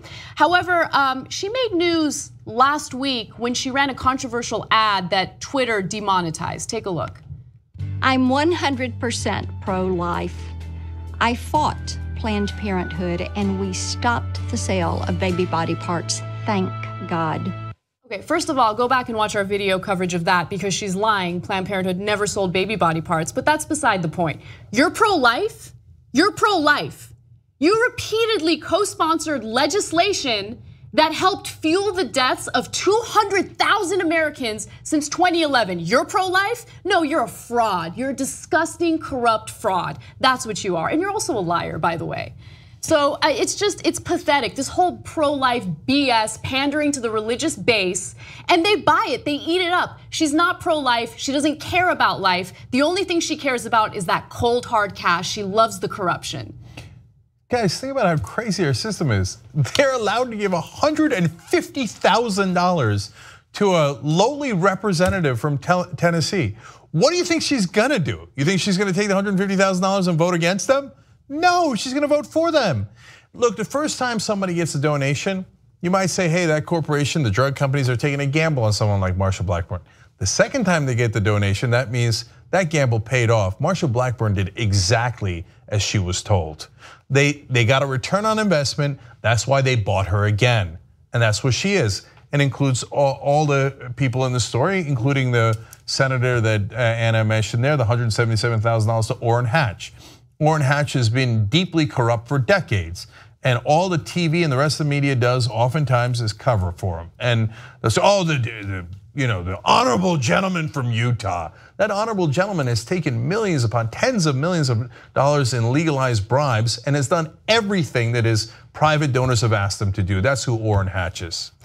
And then finally, the third part of this issue is the revolving door of politics, because the same lawyers who worked with the DEA in order to go after the industry and make sure that justice was served if there were illegal narcotics distributions, those people would leave the DEA, and then guess what? They would go represent the drug industry. In fact, the prime example in this investigative report was Lyndon Barber. He was the DEA's former associate chief counsel, and in 2011, he left the DEA to go represent the drug companies. And he is just one of many individuals who used to work at the DEA, who then went to go work for the drug industry. And the reason why that's terrible is because, well, obviously there's an issue with them not actually being genuine in being part of the DEA. It's all, it's all a show for money. But more importantly, they knew the tactics that the DEA used in order to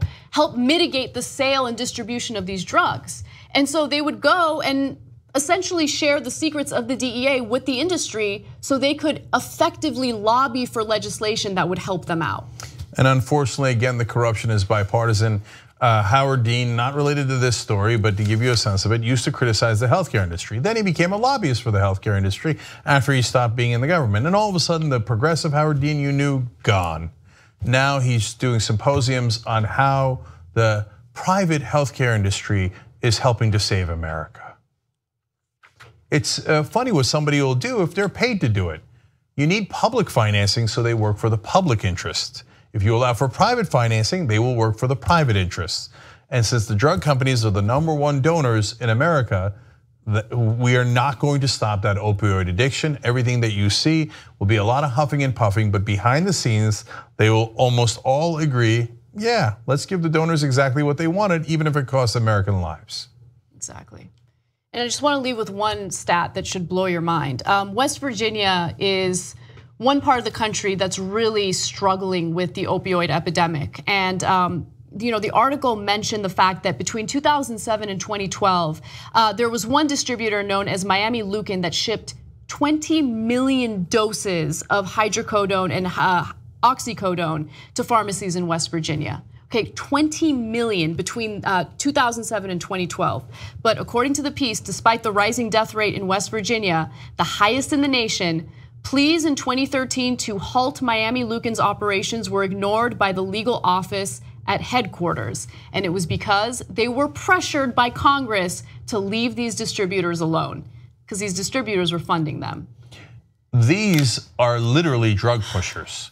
And you want to talk about a gateway drug? It's not marijuana. It's these legalized drugs.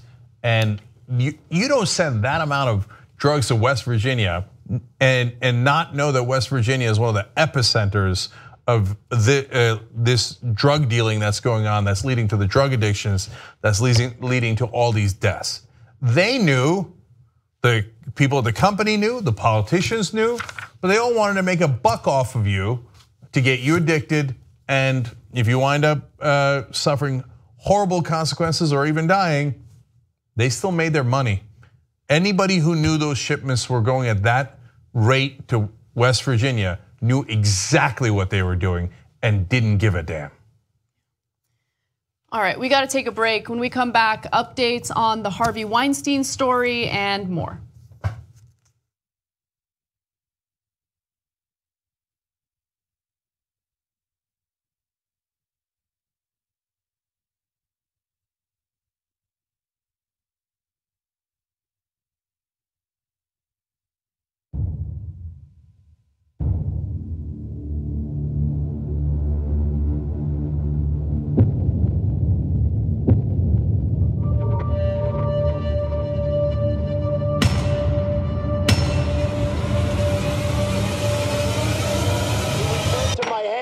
they're small, something else must be small. I guarantee you there's no problem. I guarantee it. You said I had small hands. They're not small, are they? I never heard that one before. I have decided that I'm going to get ripped. Okay. What? Okay. Like physically? Yeah. Okay. What? You don't believe me? I 100% don't believe you. I will get so ripped, here's my prediction, that someone at TYT will say, Cenk, you've got to stop working out. We're tired of you winning. So you don't believe me? Cenk, you don't have time to like do your daily duties for the main show.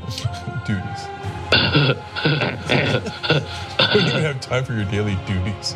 Because what you guys don't know is how great my muscles already are.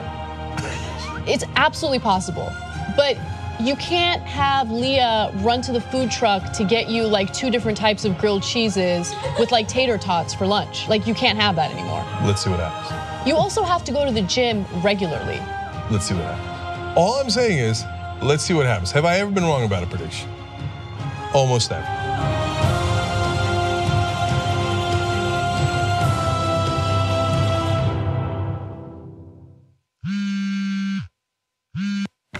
Hey, Cenk, what's up?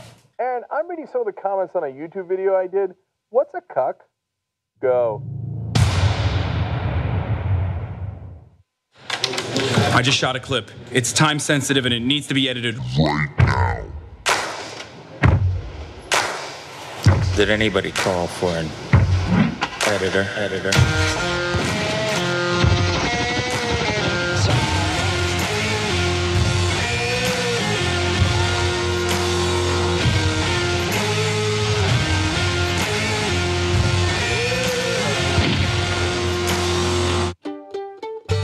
Need this in an hour. But you're an editor too. Fuck you.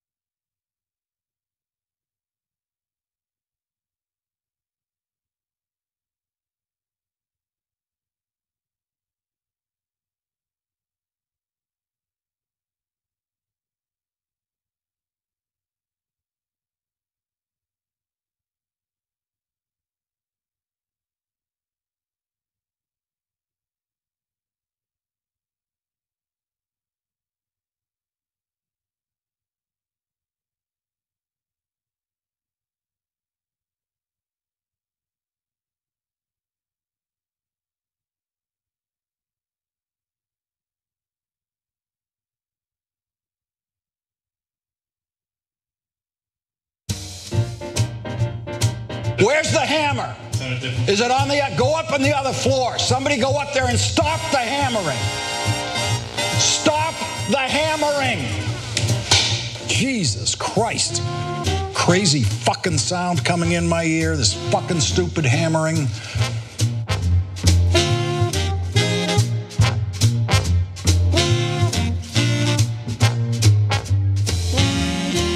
All right, back on the Young Turks.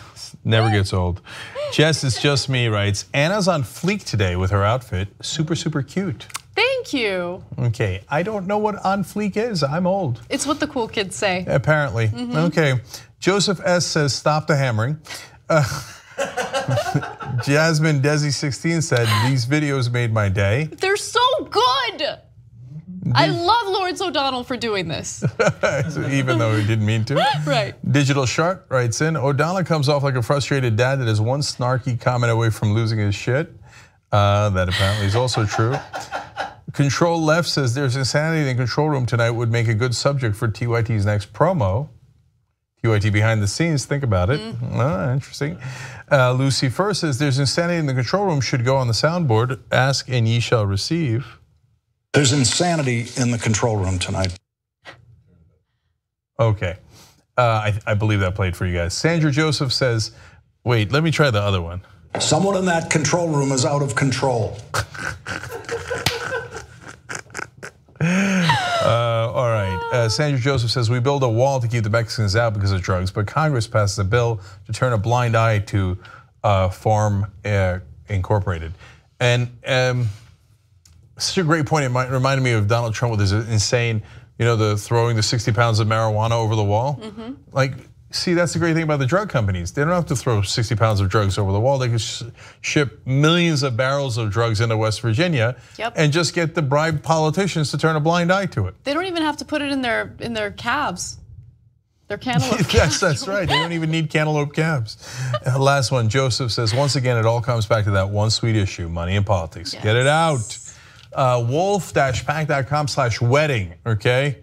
So that's the campaign to get $100,000 for Wolfpack so they could go on to their next campaign, which is going to be phenomenal to make sure that we get the money out. Wolf-pack.com/wedding, contribute today. All right, what's next, Anna? And real quick, I just want to give some love to Grace Baldridge and Amir Nakui for Murder with Friends. If you guys ever checked it out on the pop culture channel that we have, Pop Trigger, you probably loved it. It's awesome. It's about, the darker side of history, some of the big crime stories of the past, including Jeffrey Dahmer, to the trenches of World War I. You guys should definitely check it out. Anyway, there's a new season. So when you're not watching us, definitely check out Pop Trigger's channel. And if you're a member, you can actually catch it in the archives anytime you want. You can become a member by going to tytnetwork.com/join. Somebody's getting murdered tonight.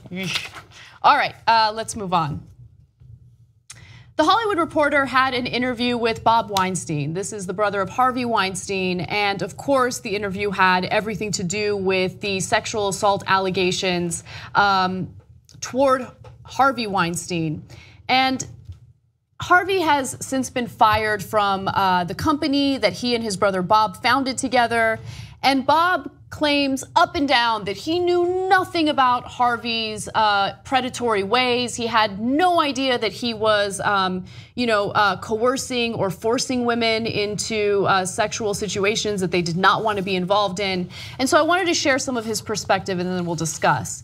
He told the Hollywood Reporter that members of the board, meaning the board behind the company that they founded, including myself, did not know the extent of my brother's actions. I know him on a personal level better than anyone. It's hard to describe how I feel that he took out the emptiness inside of him in so many sick and depraved ways. It's a sickness, but not a sickness that is excusable. It's a sickness that's inexcusable. And I, as a brother, understood and was aware as a family member that my brother needed help and that something was wrong. But he said, I didn't know that he was doing this to women. I thought he was cheating on his wife. I thought that he was needlessly cruel and mean to some of the people that were around him. But never did I think he would be a sexual predator. So TMZ reports that Harvey Weinstein believes that it was his brother Bob Weinstein that actually leaked the damaging info to the New York Times. If that's the case, that's high stakes poker. That's some drama. And Bob Weinstein claims that he's only talked to Harvey 10 times about personal matters in the last 5 years. I find all of that a little bit hard to believe. I think that they obviously are at war, right? They're not getting along. I can't count now the number of times that Bob Weinstein has called Harvey Weinstein sick and depraved after this scandal broke. And of course, kicked him off the board, which is convenient for Bob, who's still on the board. But I think he might have overplayed his hand. And so here he is now trying to do damage control, going, well, college, I never knew about this stuff. But one of the things that they asked about and that he refused to answer in this interview is, well, you guys just did contract negotiations and renewed Harvey Weinstein's contract, and there's good evidence that at that point you had all these allegations that you knew about. So how could you say you don't know? And he's like, I'm not talking about that because that's in litigation and yada yada. He wouldn't get into those specifics. And you just heard the quote where he said he knows his brother best. You know your brother best, and you had no idea for decades and decades that it wasn't just cheating, but that there was the whole system set up with the executives and assistants bringing the women in to a place where they would be alone with Harvey, and Harvey would do this, and he did it all those times. And you're at the same company and never heard about any of that. I mean, what we hear over and over again was that Harvey's behavior was an open secret, that everyone knew about it, but no one was willing to do anything about it. And now you kind of go back in time and you see interviews that women had done and some of the accusations that they had very publicly made. And it's interesting to see that nothing really caught on. Courtney Love had an interview back in the early 2000s where she was asked, what kind of advice would you give to young women in the entertainment industry who want to break into the entertainment industry? And she, I'm paraphrasing, essentially said, if Harvey Weinstein invites you to a party, don't go.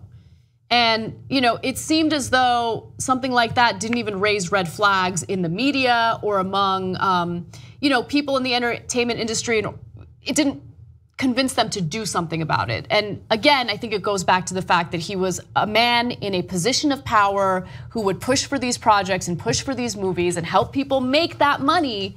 And at the end of the day, that was more important than the lives of all these women who were being abused.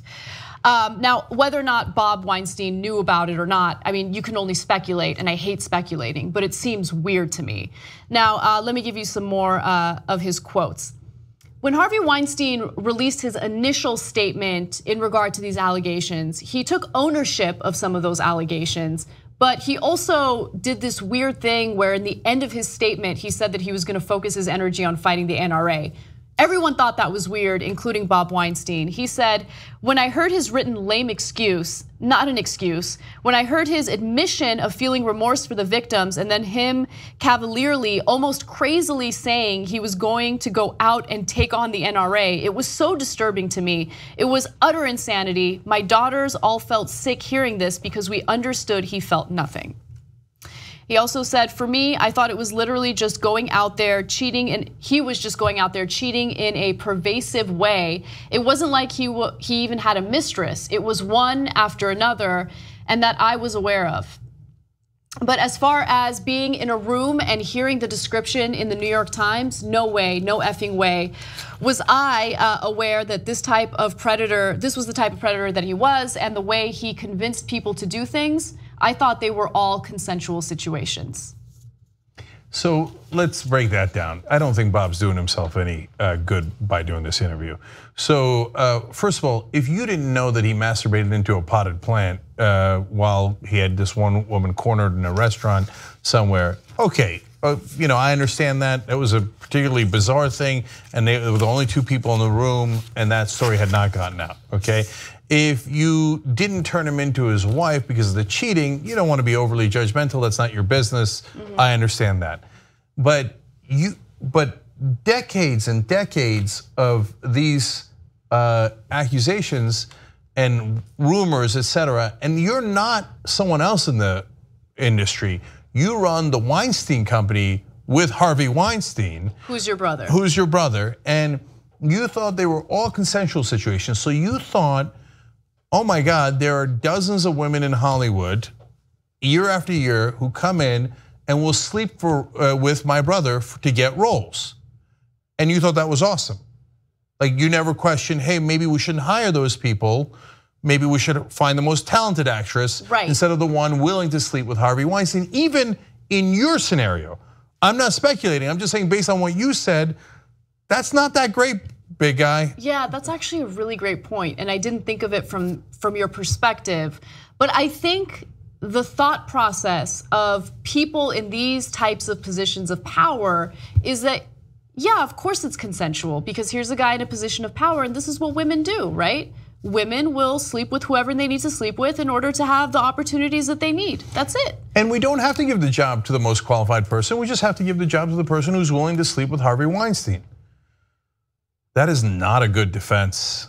So I don't think Bob Weinstein did himself any favors with this. And if it turns out that Harvey is right, that Bob was the person who actually leaked in the first place, and we don't know if that's true, boy, he lit a match that he can't unlight, and now the whole house is on fire. Yep. All right, well, from one sexual predator to another, let's move on to Donald Trump. A woman who accused Donald Trump of sexual assault is now sending a subpoena to the Trump administration in order to obtain any and all documents that the White House has in regard to allegations of sexual assault made against Donald Trump. Now, Summer Zervos is the name of the woman who is fighting to get those documents. She wants to sue Donald Trump for defamation because she believes after she came forward with her allegations, he went out of his way to defame her and discredit her. Now, keep in mind that the president cannot face any lawsuits while he is in office. However, I like that she's doing this because she is bringing up something that I think a lot of people have forgotten. The number of allegations against him, including allegations from his own ex-wife, by the way. So according to reports, Summer Zervos, a former contestant on The Apprentice and one of many women who came forward during the campaign to accuse Trump of harassment or assault, initiated the subpoena as part of her lawsuit against the president for defamation. At least 16 women have publicly accused Trump of forcibly attempting to kiss, grope, and have sex with them, which, look, we're not, lawyers, we're not litigating this case, but Trump himself back in 2005 on tape said that he grabs women by the pussy and he likes to move in on them like a bitch. Okay, those are his words. Anyway. In fact, they're on the soundboard. Right. I moved on her like a bitch. I gotta use some Tic Tacs just in case I start kissing her. Grab him by the pussy. Okay, and he said when you're a star, they let you do it. Now the reality is they don't let you do it. You said that you did it without asking for permission. You just sexually assaulted them, and they were stunned and didn't know what to do. Now they know what to do. They're gonna try to take you to court because that's where you belong. Yeah, and the accusations against Trump are eerily similar to the accusations against Harvey Weinstein. And it's again this entitlement, this thought that, hey, I'm in a position of power, I can go ahead and do this without any ramifications. And to be honest, while Harvey Weinstein has suffered consequences and should suffer consequences, Trump was elected president. And the very same people who point to Harvey Weinstein and say, look at these liberals, look at these dirty men, of course they would do this, it's this indulgent lifestyle, this and that. Those are the same people who, A, voted for Trump and refused to criticize him for the same allegations that were made against him. Yeah, and so here, let me read you the next graphic. Zervos' subpoena aims to prove how Trump deliberately tried to discredit her and other accusers. To me, that's always the worst part. And so Bill Clinton's Monica Lewinsky situation was consensual, but the part that was really terrible was the way that he attacked her in the press afterwards, insinuating that she was crazy and that she was making it up to get famous, and that's really dirty. And Weinstein did that over and over again, and he would leak into the papers, especially in New York, allegations against people that refuses advances, okay? Yep. And Donald Trump, same thing. He would leak, usually the New York Post, run by Rupert Murdoch, both Weinstein and Trump. It was their way of airing their trash because Rupert Murdoch deals in trash. And he's actually loses money on the New York Post every year, but he does it for propaganda reasons so he can help his scummy friends smear women that they have sexually harassed, among other things that Murdoch helps them do. So they would both go to the New York Post and trash anyone who refused their advances or accused them publicly of things that they did actually do. Right, and also something just occurred to me that I think is revealing. Donald Trump has a history of suing anyone and everyone, right? He loves to sue people. Why didn't he sue these women for making false allegations against him? In fact, he threatened to do that and didn't follow through because the last thing he wants to do is go to court on this issue where they could prove their charges. And in this case, Zervos is asking for documentation on 10 out of the 16 women. She believes that exists, that the campaign did have information about what Donald Trump did and how they were going to cover up for it. Now, if that's true and they could find the paper trail for it, that would be very interesting. And I assume that every Republican, as they ask the Democrats who got money from Weinstein, will then forcefully reject Donald Trump, return the money that they raised from Donald Trump, call him a monster, and make sure that he gets the help that he should get because he is sick and depraved, as they have called Weinstein for the same actions. Yeah. Let's just be clear on that. Yeah, but of course they won't, and that's why we showed Margaret Hoover, who's a commentator on CNN, a conservative commentator. That's why I had so much respect for her for being willing to say what other conservatives refuse to say. She talked about the fact that those on the left treat these instances of sexual assault very differently than those on the right. Those on the right will cover for their own because, hey, that's part of my tribe, I gotta protect my own. But when it comes to others, they have no problem condemning them and saying whatever needs to be said.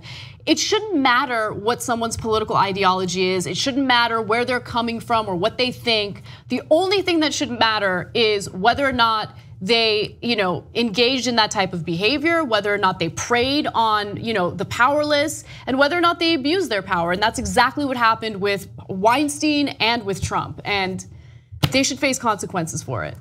Okay, so we're out of time here, guys. We did have a couple stories we didn't get to. We're gonna give you more show during the postgame for the members. So that's tytnetwork.com/join.